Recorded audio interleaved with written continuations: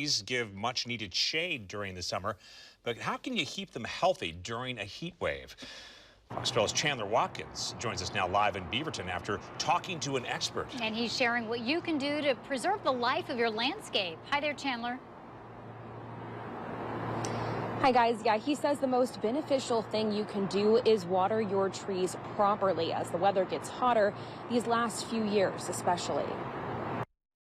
The first and foremost thing that I tell people is that the trees need water. Chris Ruvalcaba, owner of Monkey Man's Tree Service, says they've been receiving a lot of calls this summer from people who think their trees are dying amid the heat. But what they usually find is that the trees are just not getting enough water. When that happens, he says it can lead to several secondary problems, like infestation, pathogens, or infections. Ruvalcaba says one of the best ways to make sure your trees are getting enough water is with a root irrigator. So this guy works pretty simply. It just hooks up to a regular garden hose, and what you'll want to do is find the tree's drip line. So every tree in the canopy, as far out as the canopy goes, where the water would hit the end of the branch and drop, that's the drip line. And that's also considered the root zone for most trees. Ruvalcaba says depending on the weather, it's best to give your trees an hour or two of water 2 to 3 times a week. He says one way to make sure your trees retain the water is proper mulching. When you use mulch,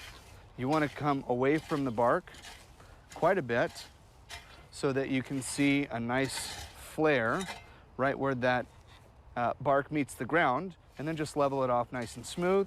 Another thing to consider is reflective heat damage to trees. Ruvalcaba says you can avoid that by using white tree-safe paint. When you have a tree that's planted too close to a blacktop or a sidewalk, the sun will hit that blacktop and reflect heat onto the bark. So you can see this guy here is getting hammered. He's really having a hard time with the heat there. He also recommends saving any major pruning for the winter months.